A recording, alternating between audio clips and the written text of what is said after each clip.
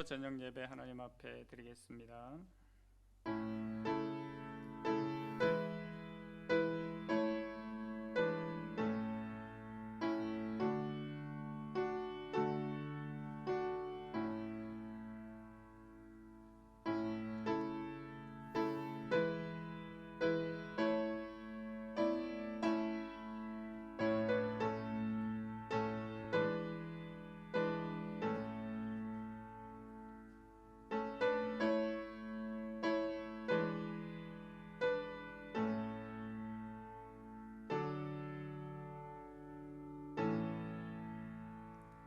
하나님 아버지, 은혜를 감사합니다. 날마다 우리의 삶들을 살아가면서 하나님의 은혜가 얼마나 귀하고 놀라운지를 깨달으며 살아갈 수 있도록 인도하시니 감사합니다. 2021년 한 해도 하나님께서 인도하여 주시고 이제 마지막 달을 또 하나님 앞에 맡게 하여 주시니 감사합니다. 이 남은 한 달도 하나님 앞에 온전하며 충성되이 살아가게 하시고 이 해의 모든 것들을 온전히 마무리하는 은혜의 달이 되게 하여 주시옵소서. 오늘도 하나님 앞에 주의 백성들이 나와 예배하오니 이 예배를 주님 기쁘게 받으시고 우리에게 한없는 은혜와 소망으로 충만케 하여 주시옵소서. 예수님의 이름으로 기도드립니다. 아멘. 찬송가 197장 찬송 드리겠습니다. 찬송 드린 후에 정혜영 권사님 기도하시겠습니다.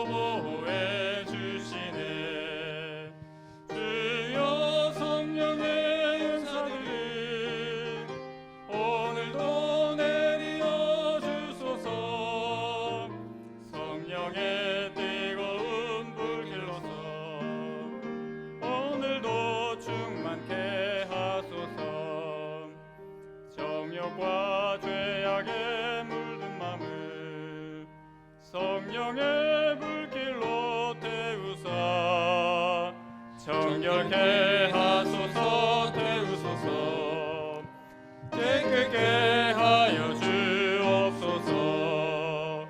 주여 성령의 은사를 오늘도 내리어 주소서. 성령의 뜨거운 불길로서 오늘도 충만케 하소서. 이 생의 제물로 돌아가신 어린 양 우리 주 예수여, 그 속에 은혜를 내리시사 오늘도 구원해 주소서. 주여 성령의 은사들을 오늘도 내리어 주소서. 성령의 뜨거운 불길로서 오늘도 충만케 하소서. 주님의 깊으신 은혜만을 세상에 널리 전하리니 하늘의 능력과 권세로서 오늘도 입혀 주옵소서. 주여 성령의 은사들을 오늘도 내리어 주소서.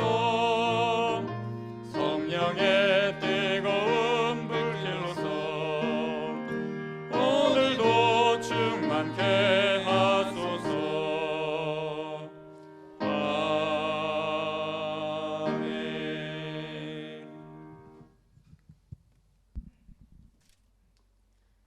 사랑의 하나님, 아버지를 경배하는 일보다 더 큰 기쁨은 없습니다. 거룩한 빛 가운데 계신 주님께 경배하고 주님의 이름에 합당한 영광과 찬양을 올려드립니다. 보잘것없는 것들을 눈여겨 보아주셔서 감사드립니다. 중요하지 않은 것들을 소중히 여겨주셔서 감사드립니다. 주의 얼굴을 우리에게 향하게 하시어 긍휼히 여겨주시고 저희들을 돌봐주셔서 감사드립니다. 주님께서는 주님의 큰 시험을 고통 속에서도 이겨내셨으며 깊고 깊은 슬픔의 눈물을 흘리셨습니다. 우리도 우리 죄와 수많은 죄악들에 대해 슬퍼하며 애통하게 하옵소서. 주의 보혈로 주의 법을 어겼던 저희들의 모든 죄를 용서해 주옵소서. 천지를 지으신 여호와 하나님, 오늘도 예비하신 주의 복된 말씀을 들고 단위에 서시는 한준현 목사님을 기억하셔서 선포하시는 말씀을 권세 있게 하옵소서. 한 목사님에게 지혜와 건강을 더하여 주시어 주님 부르신 곳에서 성도들의 생명을 하나님 말씀으로 살릴 수 있는 목자 될 수 있도록 은혜 내려 주옵소서. 하나님, 이 시간 주님 말씀을 듣기만 하는 자가 되길 원치 않습니다. 말씀에 반응하고 순종하게 하옵소서. 주님의 가르침에 유의하여 지식의 말씀에 귀를 기울이게 하옵소서. 주님의 말씀으로 태도를 바로잡고 삶의 목적을 깨우치게 하옵소서. 말씀으로 우리의 마음을 깨끗이 씻기시고 우리의 한계를 벗어날 수 있다는 소망을 주옵소서. 믿음을 키워주시어 주님이 어떤 분이시며 얼마나 저희들을 사랑하시는지 깨닫게 하옵소서. 하나님의 신령한 비밀을 깨달아 알므로 우리 모두가 변화받게 하옵소서. 우리의 치료자가 되어주신 주님, 문화 성도들의 질병과 영적으로 하나님의 은혜의 결핍으로 삶이 풍요롭지 못한 자녀들을 위해 기도드립니다. 주님은 우리의 치료와 제사함과 영생을 주시고자 우리 대신 고난 당하시고 죽으시고 부활하셨습니다. 성도들의 울부짖음을 들으시고 친히 고쳐주셔서 주로 인한 자유함과 평안을 누릴 수 있게 만져 주옵소서. 교회 건축을 위해 기도드립니다. 주님, 모든 성도들의 부족한 부분에서도 일을 잘 감당할 수 있도록 도와주옵소서. 각자 받은 달란트대로 활용할 수 있도록 기회의 문을 열어주시되 지나서는 안 될 문은 닫아주옵소서. 맡은 일을 사랑하게 하옵시고 우리가 지쳐서 나태해지지 않게 하시고 이를 통해 열정적으로 주를 섬길 수 있게 도와주옵소서. 각자의 일이 교회와 다른 사람에게 유익을 끼치고 많은 사람에게 그 일로 언제나 주님께 영광을 돌리게 하옵소서. 우리의 공로는 십자가 뒤로 감추고 하나님에게만 영광 돌리는 건축이 되게 하옵소서. 다음 세대를 위해 기도드립니다. 살아계신 나의 아버지, 우리 자녀들 가운데 아직 예수님을 만나지 못한 자녀들이 있습니다. 주님께서 친히 만나 주시옵소서. 그 심장에 예수 그리스도의 십자가가 새겨지게 하시고 보혈의 은혜가 흐르게 하옵소서. 하나님과 인격적인 만남으로 세상에서도 감당하지 못하는 하나님의 자녀들의 빛이 선한 영향력으로 행사할 수 있도록 믿음의 은혜를 베풀어 주옵소서. 아버지, 하나님의 자녀들을 섬기는 사역자들과 교사들을 위해 기도드립니다. 모든 사역자들 위해 아버지의 마음을 부어 주옵소서. 이런 양들을 구원하는 데 목숨 걸고 사역하게 도와주옵소서. 복음으로 무장하게 하옵시고 날마다 성령의 기름 부음으로 인해 하나님의 말씀을 정확하게 선포하며 하나님의 자녀들에게 예수 생명을 힘있게 전하도록 역사하여 주옵소서. 맡겨주신 하나님의 자녀들을 위해 날마다 기도하며 축복하는 사역자들과 교사들이 되게 은혜 내려 주옵소서. 아버지, 코로나로 힘든 시기에 교회 이전에 큰 일들이 겹쳐져 있습니다. 어려울 때에 오히려 더욱 강해지기 원합니다. 주님의 진리 위에 굳건히 서게 하시고 감정에 휩쓸리지 않도록 도와주옵소서. 주께서는 선한 하나님이시며 성령을 보내셔서 저희들을 위로하시고 도우시기 때문입니다. 성령을 우리의 보혜사와 조력자로 보내주시옵소서. 시련의 때에 우리가 그것을 기억할 수 있도록 도와주옵소서. 주님 안에 굳게 서 있는 한 원수의 공격에 무너지지 않을 것입니다. 아버지, 아버지의 살아계심을 믿으며 우리 일상에서나 직장이나 교회나 어느 곳에서나 부르신 그곳에서 예배자로 서게 하옵소서. 주님과 동행하며 승리자로 살아가게 하옵소서. 날마다 채워주시는 하나님의 능력을 경험케 하여 주옵소서. 이 모든 것을 나를 사랑하셔서 나를 위해 자신을 내어주신 예수님의 이름으로 기도드립니다. 아멘.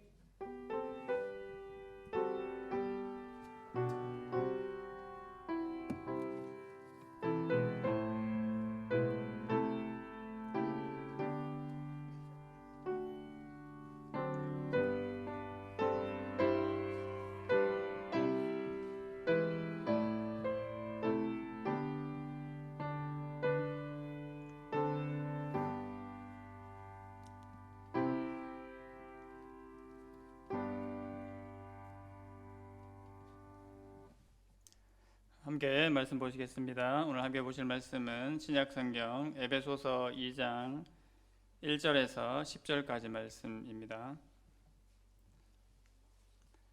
오늘 열왕기 말씀이 아니고 에베소서 2장 1절부터 10절까지 말씀 함께 보시겠습니다. 제가 가진 성경으로 신약성경 311면에 있습니다. 찾으셨으면 말씀을 한 절씩 교독하겠습니다. 2장 1절입니다. 그는 허물과 죄로 죽었던 너희를 살리셨도다.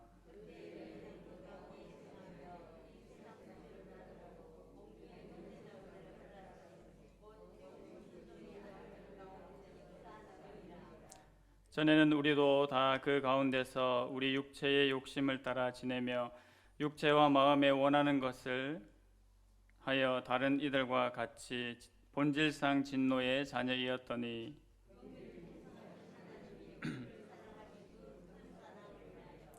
허물로 죽은 우리를 그리스도와 함께 살리셨고 너희는 은혜로 구원을 받은 것이라.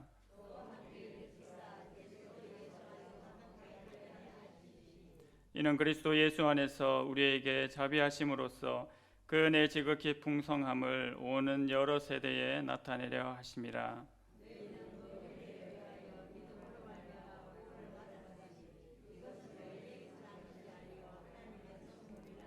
행위에서 나는 것이 아니니 이는 누구든지 자랑하지 못하게 함이라.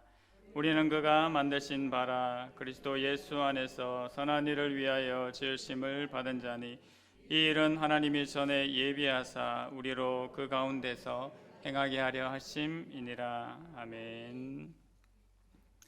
오늘 에베소서 본문의 말씀을 통해서 하나님의 은혜라는 제목으로 함께 말씀 받고자 합니다. 필립 얀시의 놀라운 하나님의 은혜라는 책에 보면 저자는 과연 우리 시대의 최고의 마지막 단어는 은혜이다라고 말하고 있습니다. 그러면서 물 한 방울 속에서 해의 모습을 찾을 수 있듯이 복음의 진수가 바로 이 은혜라는 말 속에 담겨져 있다라고 저자는 표현하고 있습니다. 세상의 많은 사람들 또 하나님께서 만드신 모든 피조물들은 결국 은혜를 사모하는 것이 마땅합니다. 하나님의 영광을 잃어버린 사람들이 결국은 하나님의 영광을 바라보면서 하나님을 찾게 되어 있는 것이 마땅하고 피조물들도 역시 그 하나님의 영광을 바라보게 됩니다. 로마서 8장에서는 피조물들도 하나님의 아들들을 사모한다고 그렇게 말하고 있는데, 즉 하나님의 영광을 아는 이들, 하나님의 은혜를 아는 그 자들을 피조물조차들도 갈망한다고 그렇게 말하고 있습니다. 세상 사람들도 정확히는 뭐라고 말할 수는 없지만 우리에게 어떤 신비한 능력이 부어져야 하지만 사람이 사람다운 삶을 살아갈 수 있고 또 세상이 세상답게 돌아간다고 그렇게 생각을 하기도 합니다. 그러하기 때문에 안식처가 없이 전전긍긍하는 이 어려운 세상을 생각할 때 우리는 더더욱 은혜를 사모하지 않을 수가 없을 것 같습니다. 이 필립 얀시는 이런 얘기를 하면서 또 영국에서 열린 그 비교 종교학 회의에 대한 이야기도 하고 있습니다. 세계 각국의 전문가들이 모여서 세계의 여러 가지 종교를 놓고 비교 분석하는 회의를 했습니다. 그런데 그 주제가 무엇이었냐면 기독교가 다른 종교에 비해서 기독교만이 가지고 있는 신앙의 독특한 점이 무엇인가라는 주제를 가지고 토론을 했습니다. 근데 그곳에서 성육신, 부활 같은 기독교의 중요한 교리가 언급이 되었습니다. 성육신, 부활은 우리 기독교에서 절대로 빼놓을 수 없는 결정적인 교리이고 중요한 교리이지요. 그런데 이 기독교와 비교할 수 없는 이 진리이지만 다른 종교에서도 신이 인간의 모습으로 나타났다고 주장을 하기도 하고 또는 환생 같은 것을 얘기하면서 자신들에게도 성육신과 부활의 모습이 있었다고 그렇게 얘기하는 부분이 있었습니다. 사실 저희 기독교와 비교해 보았을 때 완전한 성육신, 완전한 부활하고는 차원이 다른 것이지요. 인간의 눈에 일시적으로 그렇게 보였거나 그렇게 고집하고 주장하는 것밖에 되지 않습니다. 근데 이렇게 논쟁을 하고 있을 때 옥스퍼드와 캠브리지 대학에서 학생들을 가르치고 있는 C.S. 루이스 교수가 이 회의장에 나타나서 이렇게 얘기를 합니다. 지금 이야기하고 있는 그 주제에 대한 답은 아주 쉽습니다라고 얘기를 하지요. 그러면서 이야기하는 것이 기독교 신앙에 있어서 가장 독특한 특징은 한마디로 은혜입니다라고 그렇게 얘기를 합니다. 그래서 이 은혜라는 단어를 놓고 그 사람들이 비교 종교학자들이 다시 토론을 시작했는데 결론은 기독교를 가장 잘 나타내는 단어로 은혜만큼 더 확실한 단어는 없다라는 결론을 냈습니다. 이것이 바로 우리가 다시 한번 은혜를 생각하게 하는 중요한 예가 될 것 같습니다.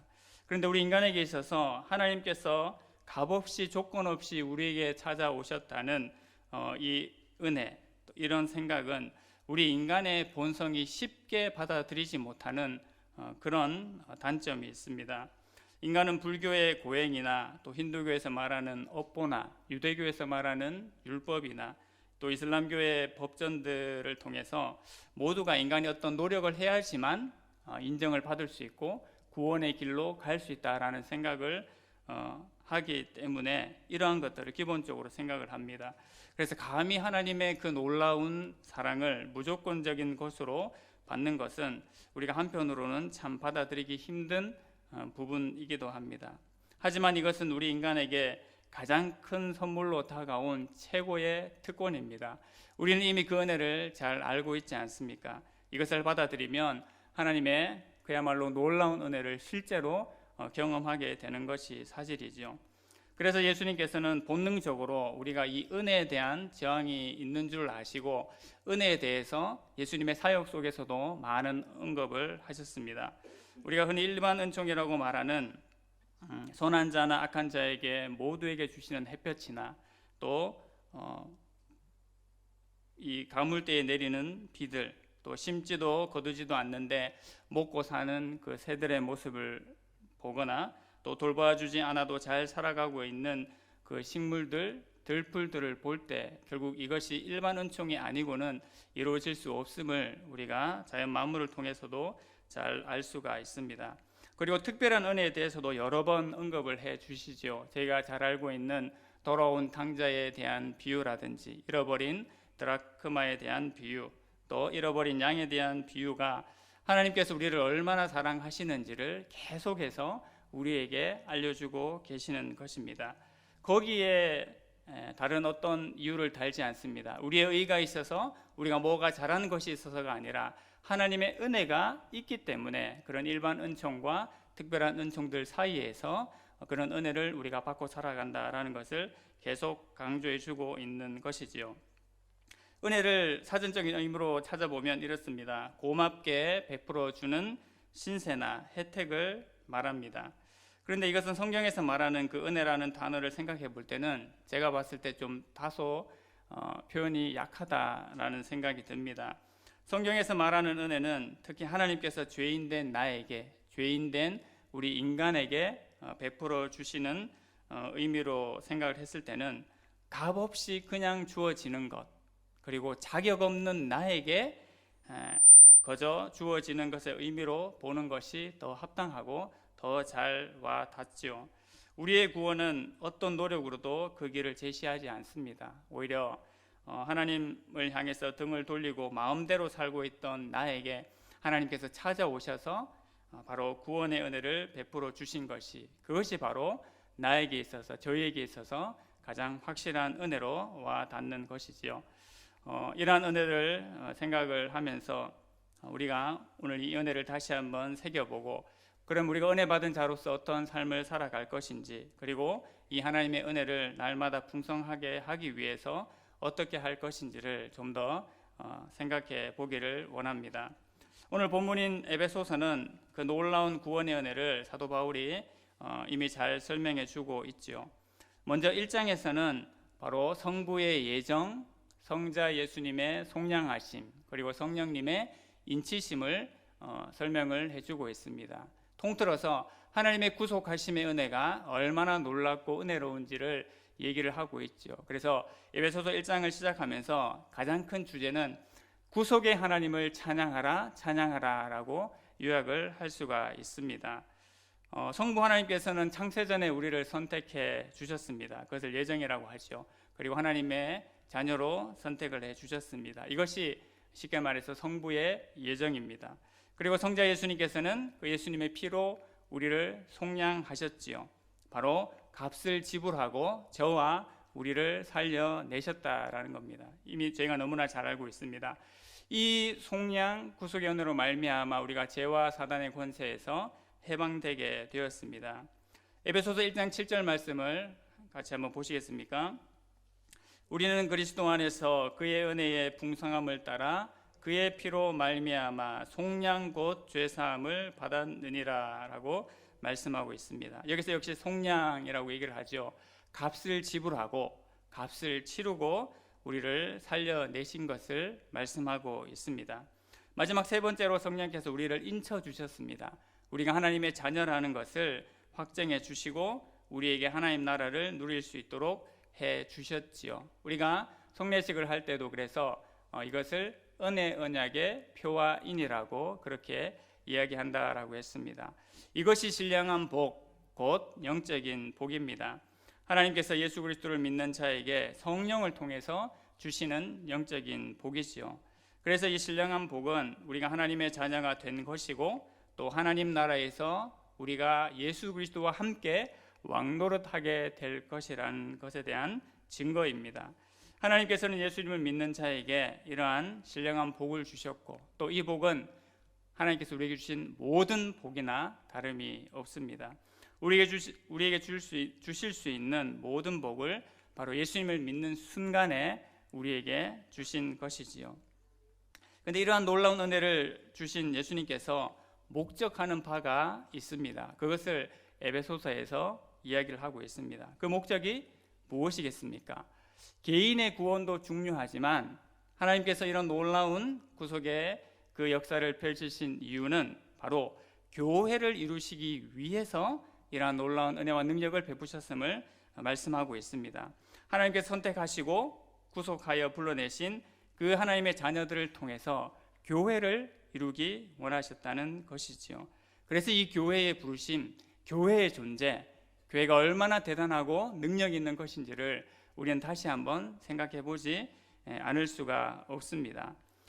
그 교회의 머리는 제가 잘 아시는 것처럼 우리 예수님이시지요. 그래서 교회는 그리스도로 인해서만 충만해질 수가 있습니다. 그리스도에게 복종할 때 교회는 바로 그리스도로 인해서 충만함을 누리게 되는 것입니다. 그리고 교회뿐만 아니라 만물도 바로 예수님을 통해서 충만함을 누리게 된다고 에베소서 1장 후반부에 이야기를 하고 있습니다. 그리스도로 인해서 충만함을 누리는데 특별히 교회를 통해서 만물이 충만하도록 하시겠다고 하나님께서 약속을 주십니다. 에베소서 1장의 맨 끝부분에 해당되는 22절과 23절 말씀 계속해서 한번 보시겠습니다. 또 만물을 그의 발 아래에 복종하게 하시고 그를 만물 위에 교회의 머리로 삼으셨느니라. 교회는 그의 몸이니 만물 안에서 만물을 충만하게 하시는 이의 충만함이니라고 말씀합니다. 이 말이 좀 어렵죠. 그래서 공동 번역에서는 이렇게 얘기를 합니다. 하나님께서는 만물을 그리스도의 발 아래 굴복시키셨으며 그분을 교회의 머리로 삼으셔서 모든 것을 지배하게 하셨습니다. 교회는 그리스도의 몸이며 만물을 완성하시는 분의 계획이 그 안에서 완전하게 이루어집니다라고 설명합니다. 결국 뭡니까? 교회도 예수님을 통해서 충만함을 누리게 되고 만물도 교회의 머리 대신 예수 그리스도를 통해서 충만함을 이루게 된다는 겁니다. 그런데 이 만물의 충만함을 바로 우리 하나님께서 예수 그리스도를 통해서 그 충만함을 누리게 하시겠다라는 겁니다. 곧 교회는 머리 대신 예수님으로 말미암아 역시 만물을 충만하게 하시겠다는 그러한 의미지요. 여기까지의 내용은 살펴보게 되면 1장의 내용인데 이것이 하나님의 놀라운 은혜이기도 하지만 특별히 하나님의 무한하신 영광과 능력을 말씀을 하고 있습니다. 그렇다면 이러한 능력을 가지고 계신 하나님께서 그럼 우리에게 무엇을 행하셨느냐, 무엇을 행하셨습니까? 라는 질문을 하게 되는데 그것에 대한 답이 2장으로 연결이 되게 됩니다. 이미 저희가 잘 아시는 바지만 바로 구원의 은혜를 베풀어 주셨다라는 거지요. 원래는 우리가 어떤 존재였습니까? 감히 그 구원의 은혜를 받을 수 있는 존재가 아니었음을 우리가 이미 잘 알고 있지 않습니까? 제가 읽으신 본문에 있는 것처럼 2장 1절 말씀에 우리는 허물과 죄로 죽었던 사람들입니다. 그러한 존재를 바로 예수님께서 살리셨음을 이야기를 하고 있죠. 허물과 죄로 죽었다는 말이 어떤 의미겠습니까? 결국 하나님의 말씀과 하나님의 뜻으로부터 멀어져도 한참 멀어진 존재가 되었음을 이야기를 하고 있습니다. 그리고 나아가서 세상의 풍조를 따르고 심지어 공중의 권세 잡은 자를 따르기까지 하는 그런 존재가 바로 저와 우리의 존재였음을 이야기를 하고 있죠. 그 존재들의 특징이 또 무엇입니까? 육체의 욕심을 따라서 지내고 또 육체와 마음이 원하는 것을 행하는 본질상 진노의 자녀들이었음을 명백하게 밝히고 있습니다. 그러한 우리를 향해서, 그러한 저를 향해서 하나님께서 놀라운 사랑을 보여주셨지요. 바로 그것이 하나님의 사랑입니다. 2장 4절 말씀 계속해서 보시겠습니다. 함께 읽어보시겠습니까? 시작. 긍휼이 풍성하신 하나님이 우리를 사랑하신 그 큰 사랑을 인하여 허물로 죽은 우리를 그리스도와 함께 살리셨고 너희는 은혜로 구원을 받은 것이라. 아멘. 4절 5절 말씀이 이렇게 이야기를 하고 있습니다. 하나님께서 허물로 죽었던 그러한 우리를 살리셨고 또 일으키셔서 예수 그리스도 안에서 하늘에 함께 앉히셨다고 그렇게 말씀하고 있습니다. 우린 예수님과 함께 죽었죠. 그리고 예수님과 함께 살아난 존재가 우리들입니다. 그리고 하늘에 바로 백성의 신분을 삼아 주셨음을 우리가 이미 잘 알고 있습니다. 이것이 바로 그리스도와 연합된 신분을 말하고 있죠. 성도님들, 그리스도 안에서 함께 하늘에 앉히셨다라는 의미가 바로 어떤 의미겠습니까? 바로 그 자녀된 자가 예수님의 통치에 함께 동참하는 자가 되게 하셨다라는 것입니다. 예수님께서 십자가에 못 박히시고 죽으시고 부활하셔서 승천하셔서 하나님 보좌 우편에 앉으셨습니다. 그 보좌 우편에 앉으심은 하나님과 함께 통치하는 자리에 앉으셨다라는 것의 의미입니다. 그런데 하나님의 자녀된 우리가 그와 같은 위치가 되게 하셨다라는 거죠. 예수님의 통치에 함께 동참하는 자가 되게 하셨다라는 겁니다.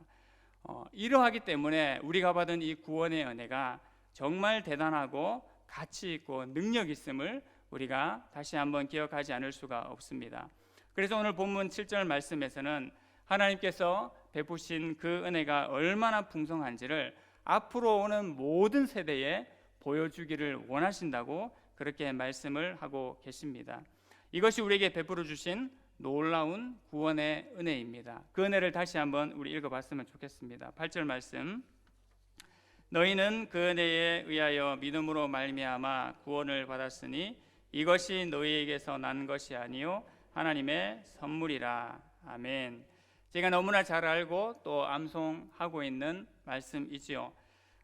다른 것으로가 아니라 하나님의 그 은혜로 인하여서 우리가 구원을 받게 되었는데 바로 우리의 믿음으로 말미암아 구원을 받았음을 선포하고 있습니다.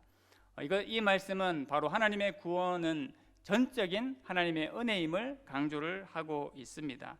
물론 우리가 믿음으로 반응할 때 그것이 이루어지긴 합니다만 이 말씀의 초점은 하나님의 구원의 은혜가 더 광대하시고 크심을 이야기를 해주고 있는 것이죠. 이렇게 하나님께서는 우리에게 놀라운 구원의 은혜를 베풀어 주셨습니다.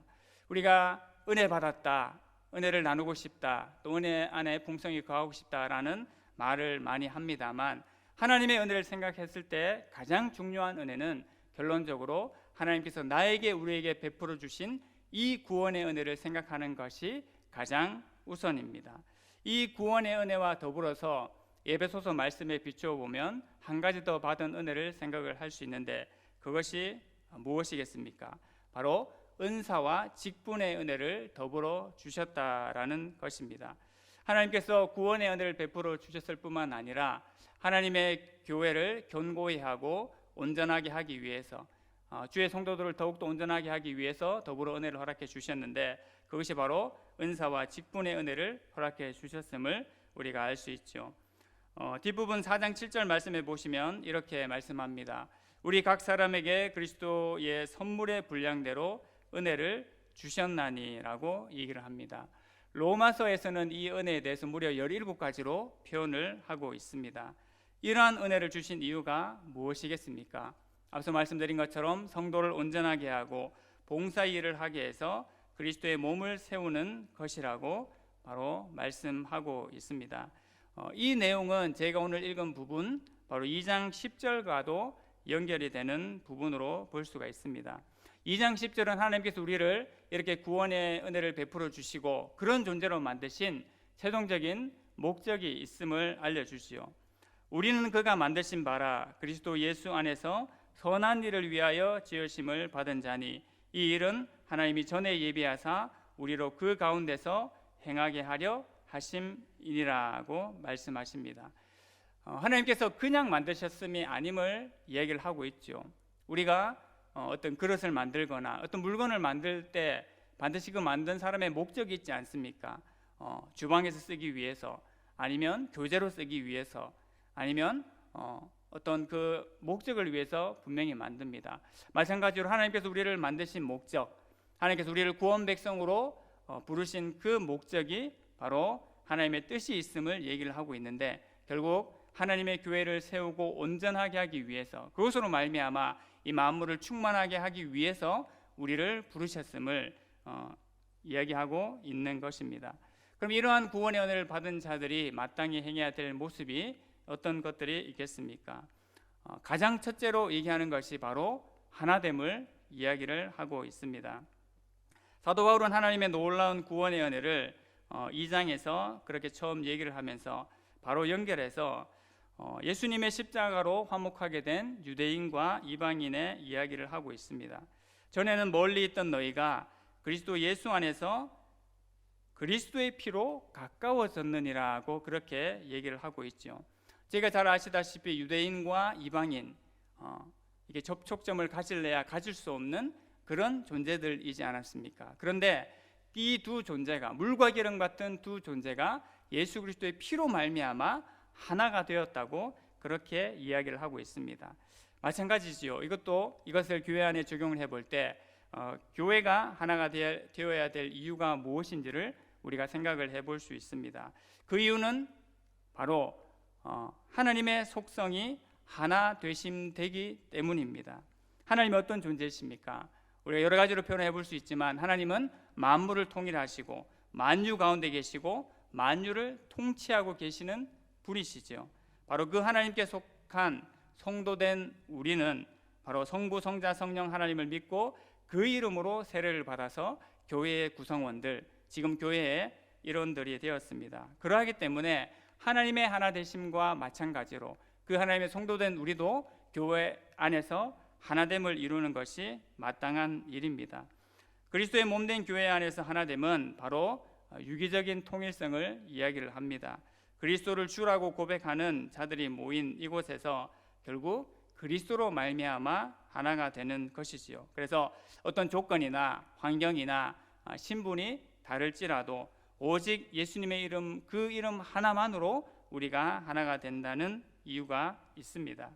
근데 이런 이론적인 것을 우리가 사실 너무나 잘 알고 있습니다만 제일 중요한 것은 이 교회 내에서 하나됨을 이루는 것이 참 쉽지 않다라는 것이 우리의 현실적인 문제입니다. 교리적이고 이론적인 것들이 그렇게 나와 있지만 실상 우리의 삶을 살아가다 보면 자연스럽게 나도 모르게 내 마음속에서 어떤 밀어내는 것들, 하나됨을 받아들이지 못하는 것들이 우리 삶 가운데, 심지어 교회 가운데서도 있음을 우리가 보게 되죠. 그래서 사람은 결국 편견이나 생각이나 또는 기존에 가지고 있던 기독권으로 인해서 하나가 될 수 없다고 미리 그렇게 생각을 하기도 합니다. 예를 들어서 우리나라와 이웃 나라인 일본의 관계를 생각해 보면 충분히 우리가 그런 것들을 생각해 볼 수 있지 않습니까? 인간적으로는 하나됨을 이루는 것이 결코 쉽지 않고 마땅치 않다고 그렇게 생각을 합니다. 여러 가지 이유에서 충분히 그럴 수 있죠. 그런데 이런 정서는 전쟁을 겪지 않고 식민지 생활을 하지 않았던 세대들도 자연스럽게 그런 마음을 가지고 있는 것을 봅니다. 또 그렇게 충분히 공감하는 것을 보게 되죠. 저희 아이들도 얘기를 해보면 물론 학교에서 그렇게 교육된 것이 있을 수 있겠지만 자연스럽게 그런 정서들을 가지고 있는 것을 보게 됩니다. 그런데 이러한 관계일지라도 그리스도의 보혈이 거기에 들어오게 되면 모든 담들은 무너져야 하는 것이 마땅한 것임을 우리가 기억하기를 원합니다. 바울이 말하는 유대인과 이방인이 하나 되었다고 말하는 것은 우리 입장에서 봤을 때 사실 그렇게 크게 와닿지 않을 수가 있습니다. 왜입니까? 우리들 신분 자체가 이방인이지 않습니까? 그렇기 때문에 그렇게 심각하게 생각을 하지 않을 수가 있습니다. 그런데 이것이 어떻게 받아들여져야 하면 유대인과 이방인이 하나가 되었다는 말은 이 세상에서 어떤 특별한 관계를 가지고 온다고 할지라도 하나 되지 못할 관계는 단 한 가지도 없다는 것으로 우리가 받아들여야 합니다. 그러므로 만약 이런저런 이유로 나는 하나됨을 이루지 못하겠어 하시는 분들이 있으십니까? 그러면 그리스도의 보혈을 아무 효력이 없고 헛되게 만드는 것임을 우리가 기억해야 합니다. 하나님께서 하나됨을 명하셨기 때문에라도 당연히 하나됨을 이루어야 되겠지만 그리스도의 보혈로 인해서 무너지지 않는 관계의 담은 없기 때문에 더더욱 그러하다라는 것을 우리가 기억해야 될 필요성이 있습니다. 여러분, 제가 그리스도인임에도 불구하고 아직 허물지 못한 관계, 내가 그리스도인임에도 불구하고 아직 허물지 못한 관계나 허물지 못한 담이 있습니까? 특별히 교회 내에서 그러한 것들이 있습니까? 만약 그러하다라면 우리가 하나님께 나아가서 은혜를 구해야 될 줄로 믿습니다. 하나님 아버지께서는 등 돌린 저를 찾아오셔서 내가 너에게 은혜 베풀기를 원한다. 예수님을 내어주시면서 그런 은혜를 베풀어 주셨는데 만약 나의 마음속에 그러한 마음조차 품지 않고 있다라면 하나님 나를 불쌍히 여기셔서 그 형제들 또는 그 관계들 속에서 내가 회복하게 해주시기를 그 은혜를 그 관계를 받아들일 수 있는 은혜를 달라고 우리가 기도해야 하지 않겠습니까? 그러한 은혜를 구할 때에 하나님께서 나의 삶의 관계에서 또 우리 가정에서 우리 교회에서 그리스도의 보혈로 말미암은 그 하나됨을 정말로 누리게 하실 줄로 믿습니다. 물론 제일 우선적으로 전제되는 것은 그리스도의 보혈로 열려지고 또 담이 허물어지는 그 특별한 은혜일 것입니다. 그 간구와 더불어서 또 한 가지는 하나님께서 우리에게 주신 일반 은혜들도 잘 활용해야 되는 부분을 생각을 해보게 됩니다. 사람은 기본적으로 대화와 소통을 통해서 서로의 마음을 알고 닫혔던 문을 열 수가 있습니다. 하지만 제가 특별히 지금 코로나라는 특별한 시대를 살아가면서 지금 엄청난 그 파장과 충격 가운데 사실 살아가고 있는 것을 보지 않습니까? 근데 우리는 이 부분도 간과할 수 없음을 분명히 깨달을 필요성이 있습니다. 우리 성도의 교제가 왜 중요합니까? 다른 이유를 다 제쳐놓고 하나님을 바라보게 하고 말씀을 생각나게 하고 성도의 교제를 통해서 그리스도를 닮아갈 수 있는 그런 역할들을 하기 때문에 성도의 교제는 중요한 것입니다. 성도의 교제를 통해서 말씀과 기도의 부분들이 더 확장되어지고 우리가 그리스도를 더 바라볼 수 있게 하기 때문에 그 성도의 교제가 중요하다라면 중요한 것입니다. 그러하기 때문에 지금의 상황에서라도 우리가 정말 쉽지 않지만 영상을 통해서 만나더라도 주님의 이름으로 문안하고 그리스도를 선포하고 또 우리의 삶의 문제와 그 벽들을 허물어서 하나님 나라를 함께 세워가는 그러한 노력과 힘들과 기도가 필요할 것입니다. 여러분, 운동장에서 축구하는 선수들도 그러하고 특별히 단체 경기를 뛰는 선수들일수록 그 경기를 치르면서 정말 많은 대화와 소통을 하는 것을 여러분 알고 계십니까? 사실 선수들이 얼마나 미리 약속하고 수많은 훈련을 하고 또 당연히 그러하다는 것을 알고 경기장에 들어가지 않습니까? 그럼에도 불구하고 그 경기장 속에서 수많은 대화들을 합니다. 근데 그 사소한 것들이 그 팀을 원팀으로 만들고 또 서로를 더 응집력 있게 만들고 서로를 더 잘 이해하면서 경기에 집중하도록 만든다라는 거죠. 우리가 하나님 앞에 은혜를 구하는 것, 하나님 구원의 은혜를 우리 가운데 베풀어 주시기를 간구함과 동시에 실제적으로 할 수 있는 그 일들을 마땅히 최선을 다해서 해야 될 필요성이 있다라는 겁니다. 경기장 얘기를 제가 했지 않습니까? 축구 같은 경우에 어떻겠습니까? 수많은 얘기를 합니다. 야, 아까 내가 공을 패스했는데 내가 짧게 줘서 너무 미안해. 다음번에 정확하게 줄게. 아까 넘어진데 괜찮아? 그리고 좀 전에 상대방이 너무 심한 것 같은데 한 번만 더 그러면 내가 가만히 안 둔다. 그런 식으로 서로 독려를 하고 격려를 하는 것이죠. 여러분, 주의 군사들인 우리를 생각했을 때 어떻겠습니까? 사실 경기보다도 더 치열한 영적 전투를 치르며 살아가는 우리들에게는 사실 더더욱 우리에게 이러한 것들이 필요한 것이지요. 주의 성도들을 격려하고 세우고 보호하고 사단을 대적하고 말씀과 간구와 기도로 함께 싸워 나가는 실제적인 일들이 정말로 필요한 것입니다. 이렇게 구원의 은혜를 받는 자들이 마땅히 행해야 될 모습들이 많이 있지만 제가 오늘 모든 것들을 뒤로 하고 오직 이 한 가지 하나됨만을 이야기하기를 원합니다. 교회가 충만함을 누릴 수 있는 가장 빠른 방법이 무엇일 것 같습니까, 여러분? 물론 다른 것도 있을 수 있겠지만 온 성도들이 하나가 되어서 전심으로 하나님께 메어 달리는 것입니다. 말씀을 함께 부여잡고 부여잡은 말씀을 가지고 함께 하나님 앞에 기도의 줄을 붙잡는 것이 교회가 하나됨의 충만함을 누리는 가장 빠른 비결일 것입니다. 시대가 아무리 바뀌고 여러 환경들이 우리를 둘러 엎을지라도 하나님께서 그러한 공동체, 그러한 교회의 은혜를 부어주시지 않을 수가 없음을 우리가 다시 한번 기억하기를 원합니다. 이것을 기억하면서 하나님 앞에 하나됨을 힘써 지키면서 하나님께 은혜를 구하는 백성들이 되기를 원합니다. 그렇다면 하나님의 은혜를 날마다 풍성하게 하기 위해서는 어떻게 해야 하겠습니까? 제가 이미 다 알고 있는 답입니다. 하나님의 언약을 붙잡고 기도하며 살아가는 것이지요. 언약은 하나님께서 우리에게 주신 은혜의 약속입니다. 하나님께서 구약에 보면 이미 너무나 많은 그 언약을 주시지 않았습니까? 그것을 한마디로 요약하면 내가 이러한 복을 주겠다, 이러한 은혜를 주겠다고 누차 약속을 하신 겁니다. 아브라함 언약부터 새 언약을 주실 때까지 계속해서 하나님께서 은혜에 대한 약속을 이 언약을 통해서 해 주신 거죠. 그러므로 하나님의 은혜를 구하는 것은 바로 하나님께서 약속하신 것을 구하는 것과 같은 것입니다. 근데 문제는 앞서도 얘기했지만 이것이 잘 되지 않는다라는 것이 문제입니다. 왜 그렇습니까? 우리가 거듭나고 중생하고 놀라운 은혜를 받았는데 왜 이것이 잘 되지 않는가 우리가 고민하지 않을 수가 없는 부분이죠. 사도 바울은 분명히 이렇게 얘기를 했습니다. 로마서 8장 1절 말씀에 생명의 성령의 법이 죄와 사망의 법에서 우리를 해방했다고 그렇게 선포를 했습니다. 근데 그럼에도 불구하고 우리가 그런 충만함을 유지하지 못하고 살아가지 못하는 안타까움의 삶을 때로는 살고 있죠. 단도직입적으로 얘기해서 그것에 대한 문제는 결국 죄에 대한 문제입니다.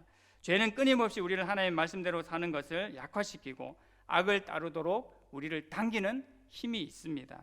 그래서 우리 믿음의 신자는 죄와 사망의 법에서 벗어났습니다만 죄의 영향력, 죄의 오염 때문에 바로 이 생명의 영향력이 약화되는 그런 상황이 펼쳐지는 거죠. 그래서 사도 바울도 신자라도 육신대로 살 수 있다라고 했습니다. 왜냐하면 영적으로 죽어 있기 때문에 그렇다고 했지요. 그래서 존 오웬이라는 그 신학자는 죄를 죽이고 은혜를 살리는 그 삶을 계속 살아야지만 우리가 온전한 삶을 살아갈 수 있다라고 이야기를 하고 있습니다. 은혜를 구하고 은혜를 간구하는 삶, 여러 가지 모습들이 있겠지만 제가 지난 몇 년간 성도님들과 함께 교제하고 또 이 은혜를 나누면서 또 청년부를 지도하면서 가장 마음에 남는 일이 하나 있는데 그것이 무엇이냐 하면 예배를 하거나 수련을 하거나 하면 찾아와서 흔히 하시는 말씀들이 있죠.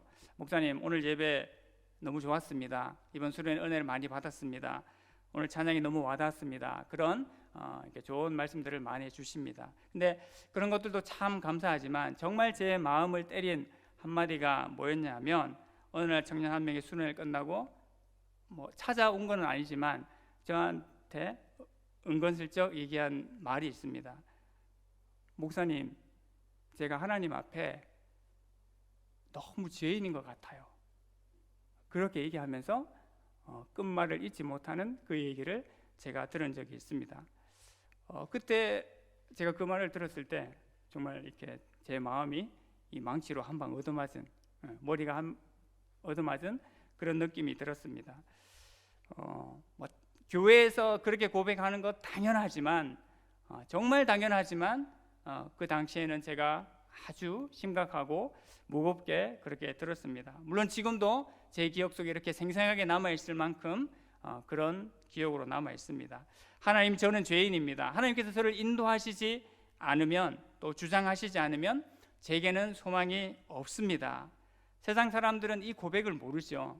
세상 사람들은 이 할 일 많고 넓은 세상에서 그렇게 자신 없고 그렇게 당당하지 못한 말을 하냐고 그렇게 폄하하기까지 할 만한 그런 말입니다. 그런데 우리에게는 이것이 가장 큰 능력이 되고 은혜를 구하는 길이 될 줄로 믿습니다.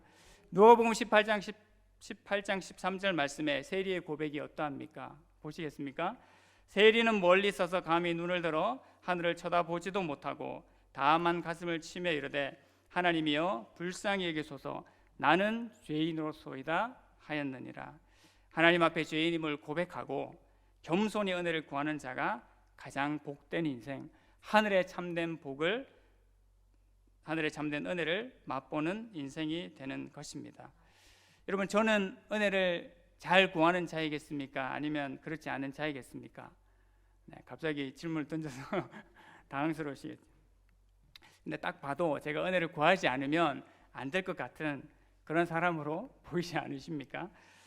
제가 보시다시피 어디 가서 든든하다, 듬직하다, 무게 있어 보인다라는 그런 말을 삶을 살면서 거의 들어본 적이 없습니다. 제일 많이 들었던 말이 무슨 말이겠습니까? 전도사님, 강도사님, 네, 목사님 때도 변하지 않고 하는 말, 살 좀 찌이소, 네, 많이 잡수세요. 바람 불면 넘어가겠습니다. 네, 지금은 식사를 못하지만 동인동 교회에서 식사를 할 때마다 제가 참 이 그릇을 들고 저기 식당 가기가 두려울 정도로 항상 두세 번씩 퍼주셔서 네, 그랬는데 제가 삶을 살면서 생각을 해보면 물론 이런 이 육체의 듬직함 저도 개인적으로 바랍니다. 예, 하나님께서 좀 저한테 좋은 이게 체격을 주셔서 좀 그런 은혜 가운데 살았으면 좋겠는데 아직까지는 그렇지 않아서 좀 아쉬운 부분도 있긴 합니다만 그럼에도 불구하고 제 인생 가운데 제 삶 가운데 은혜를 주셔서 지금까지 삶을 잘 살 수 있도록 인도해 주신 그 은혜에 대해서 너무나 감사를 드립니다. 네, 공부 다 부족하지만 할 수 있었고요. 이 몸으로도 군대도 다녀올 수 있었고요.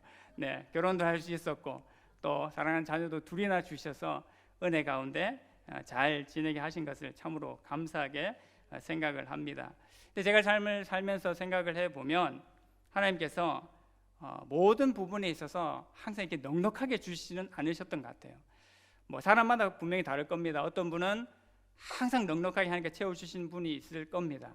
근데 때로는 넉넉하지 않게 주시는 분들도 있을 것 같습니다. 그래서 때로는 그것 때문에 좀 속상하고 하나님 앞에 투정 아닌 좀 이렇게 항변을 하다시피 할 때도 있었습니다. 하나님 이왕 주시는 것 좀 넉넉하게 차고 넘치도록 그렇게 주시면 안 되겠습니까? 라는 이제 마음이 들 정도였죠.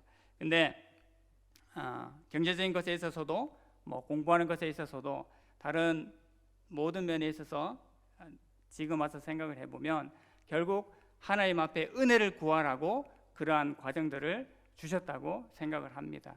그 과정들을 주시지 않으셨으면 분명히 그랬을 것 같아요. 어떻게 해요?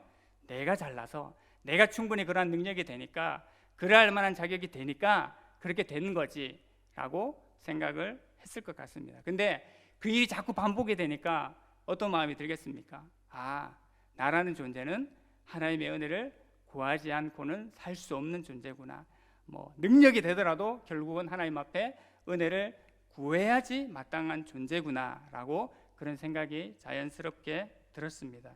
여러분, 혹시 여러분들 중에 특별히 은혜를 구하지 않았는데도 좋은 것을 많이 주신 분들이 계십니까? 특별히 저와는 반대로 좋은 비주얼, 좋은 체격 주신 분들 계시지요. 하나님 앞에 감사하시고 그것을 통해서 마음껏 영광 돌리시길 바랍니다. 물질이나 다른 모든 것에 대한 부분들도 마찬가지일 것입니다. 하나님께서 그냥 부어 주셨으면 마음껏 하나님의 영광을 위해서 후회 없이 그것들을 사용하시면 좋겠습니다. 그것이 그 은혜들을 주신 하나님께 영광 돌리는 길이고 그 하나님을 기쁘시게 하시는 길인 줄로 믿습니다. 우리가 말씀을 통해서 여러 가지들 정리해 볼 수 있겠지만 우리가 모든 교리들 또 성경 속에 나타난 하나님의 역사들 또 우리 삶 속에서 친히 인도하시고 역사하셨던 부분들을 기억해 볼 때 우리가 요약할 수 있는 부분들은 한마디로 제가 이렇게 표현하고 싶습니다. 하나님께서 나에게 은혜를 주셨다. 하나님께서 믿음의 성도들에게 예수님의 핏값 주고 사신 교회에 은혜를 주셨다. 그리고 앞으로도 인도해 주실 것이다 라는 것입니다. 여러분, 이것으로 충만한 주의 성도들이 되기를 원합니다. 믿음의 신자들은 이 땅에 태어나서 하나님 앞에 가는 순간까지 하나님의 은혜를 사모해야 합니다. 우리가 인생을 살아가면서 하나님의 은혜를 필요로 하지 않는 그런 똑똑한 사람, 하나님의 은혜를 필요하지 않는 부유한 사람, 하나님의 은혜를 필요하지 않는 충만한 사람은 단 한 사람도 없습니다. 그러므로 날마다 우리 하나님 앞에 은혜를 구해야 될 줄로 믿습니다. 여러분, 모든 것이 있고도 하나님의 은혜가 없으면 그 인생이 참된 인생, 온전한 인생이 될 수가 있겠습니까? 아닙니다. 모든 것이 없어도 하나님의 은혜가 있으면 오히려 그보다 못한 인생임을 우리가 분명히 기억해야 할 것입니다. 우리는 이미 이 하나님의 놀라운 은혜의 세계 속에 들어온 사람들입니다. 은혜로 시작한 이 복된 삶을 은혜로 마무리할 수 있기를 원합니다. 우리가 하나님 앞에 갔을 때 하나님 은혜로 시작하게 하셨던 이 삶을 제가 하나님 앞에 마무리하고 왔습니다. 그렇게 고백했을 때 하나님께서 착하고 충성된 종아, 네가 평생 하나님 앞에 나 앞에 은혜를 구하고 산 것을 내가 가장 기뻐하고 칭찬하노라 라는 그 답을 들을 수 있는 모든 주의 백성들이 되기를 원합니다. 모든 삶의 현장에서 우리 예수님과 동행하면서 날마다 하나님의 은혜로 살아가는 주의 백성들이 되기를, 사랑하는 대구문화교회 모든 성도님들 되기를 간절히 소망합니다. 하나님 아버지, 은혜를 감사합니다. 하나님의 놀라운 은혜가 우리의 심령과 마음 가운데 부어졌음을 다시 한번 기억하면서 그 구원의 은혜와 우리 가운데 은사와 직분의 은혜를 허락하신 그 하나님을 찬양합니다. 하나님, 은혜로 시작한 인생임을 우리가 잊지 않게 하시고 하나님 앞에 가는 날까지 은혜를 간구하며 그 은혜로 인하여 기뻐하며 감사하며 살아가는 모든 주의 백성들 되게 하여 주시옵소서. 예수님의 이름으로 기도드립니다. 아멘.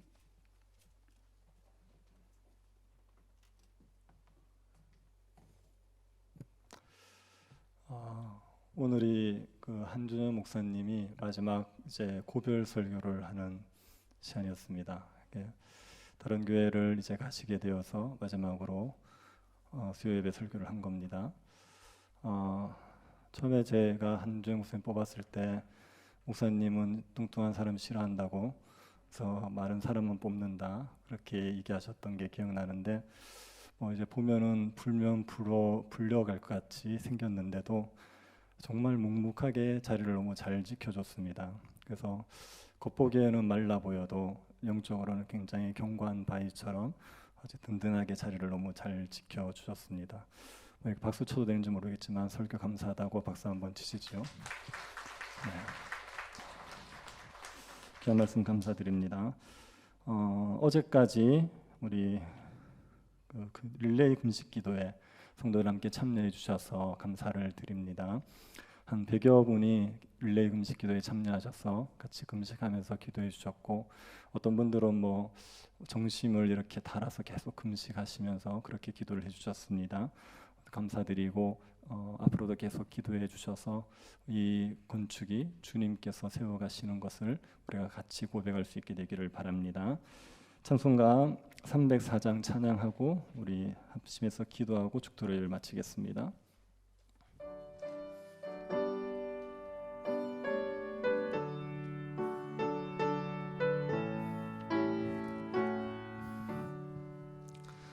그 크신 하나님의 사랑 말로 다 영영 못하네.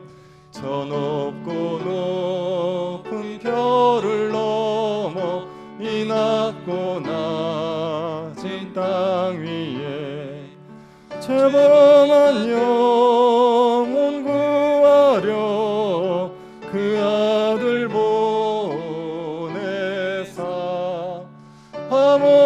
화목제물 삼으시고 죄 용서하셨네.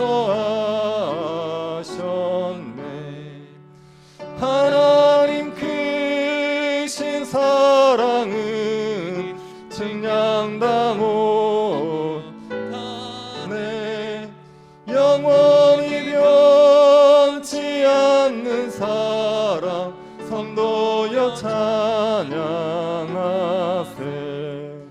괴로운 시절 지나가고 땅 위에 영화 쇠할 때 주 믿지 않던 영혼들은 큰 소리 외쳐 울어도 주 믿는 성도들에게 큰 사랑 베푸사 우리의 죄 사했으니 그 은혜 잊을까. 하나님 크신 사랑은 증량다 못하네. 영원히 변치 않는 사랑 성도여 찬양하세. 하늘을 두루마리 삼고 바다를 먹물 삼아도 한없는 하나님의 사랑 다 기록할 수 없겠네. 하나님의 크신 사랑 그 어찌 닿았을까. 저 하늘 높이 쌓아도 채우지 못하리. 하나님 크신 사랑은 증량다 못하네. 영원히 변치 않는 사랑 성도여 찬양하세. 몇 가지 기도 제목 가지고 같이 기도하겠습니다. 하나님께서 우리에게 베풀어 주신 은혜로 우리가 살았는데 은혜로 날마다 살아갈 수 있게 해달라고 기도합시다. 하나님 주신 은혜로 신자답게 또 교회의 한 지체답게 살아갈 수 있도록 은혜 베풀어 달라고 기도합시다. 코로나19가 확산이 되고 있습니다. 하나님께서 이 땅을 긍휼히 여겨 주셔서 약산을 막아 주시고 이 땅에 하나님을 예배하기 원하는 하나님의 백성들의 기도를 들으시고 교회를 기억하여 주셔서 이 땅 가운데 주님께서 긍휼을 베풀어 주시기를 기도합시다. 세교회당 건축 가운데도 주께서 은혜를 내리워 주셔서 주민들과의 관계의 문제들이 잘 해결되게 하여 주시고 우리가 주민들에게 불편한 교회로서 들어가지 않고 주민들이 함께 할 수 있는 교회로서 우리가 그곳에서 잘 자리를 잡을 수 있도록 주님께서 은혜를 베풀어 달라고 기도합시다. 교회 여러 사역들 위해서 기도해 주십시오. 5개월마다 진행되는 우리의 이천동 주민 봉사 활동을 위해서 기도해 주시고 성탄 예배를 위해서 기도해 주시기 바랍니다. 주일학교를 위해서 기도해 주십시오. 하나님께서 다음 세대 거룩하게 세워 주시기를 기도해 주십시오. 병중에 있는 성도들 위해서 기도하실 때 우리 윤중동 성도님, 성성령 집사님 잘 회복될 수 있도록 기도해 주시고 서만은 성도님이라고 계십니다. 식감이 판정을 받으셨는데 주님께서 믿음 더하여 주시고 긍휼을 베풀어 주시기를 기도해 주십시오. 그리고 한준열 목사님 주님께서 복음으로 교회를 충만하게 세워가는 귀한 목회자로 사용하여 주시기를 같이 한번 기도하도록 하겠습니다. 자비하신 하나님 우리에게 은혜를 내려 주셔서 우리를 살리시고 하나님의 백성으로서 교회의 한 지체로서 우리가 살아가게 하여 주신 것을 감사드립니다. 하나님 아버지 우리에게 은혜를 내리워 주셔서 주님이 주는 은혜 가운데 우리가 날마다 주님을 의지하고 주님의 뜻을 이루며 살아가는 백성들이 되게 하여 주시옵소서. 하나님 우리의 육체의 정욕과 세상의 풍조를 따르지 말게 하여 주시고 하나님의 말씀만을 따를 수 있는 백성들 되게 하여 주셔서 하나님께서 우리에게 주신 사명들 감당하며 주님을 영화롭게 하며 살아가는 백성 되게 하여 주시옵소서. 코로나19로부터 이 땅을 주님께서 지켜주시기를 원합니다. 하나님 아버지의 은혜를 내리워 주셔서 이 땅에 다시 한번 예배가 중단되는 일들이 없도록 하나님 아버지 우리들이 모여 주님을 예배하는 이 하나님이 자유와 이 예배 영광들을 하나님 우리가 누리고 하나님을 영화롭게 하는 땅이 될 수 있도록 하나님 이 땅 가운데 주님의 긍휼을 허락하여 주시옵소서. 아버지 하나님께서 은혜를 내리워 주시고 일상이 은혜 가운데서 회복되어질 수 있도록 주님께서 이 땅 가운데 긍휼을 베풀어 주시옵소서. 세교회당 건축 가운데도 주께서 은혜를 내리시기를 원합니다. 하나님 아버지의 은혜로 건축이 이루어지게 하여 주셔서 주님이 교회를 세우셨음을 하나님 저희들이 고백하며 하나님께 영광을 돌릴 수 있도록 은혜를 내리워 주시옵소서.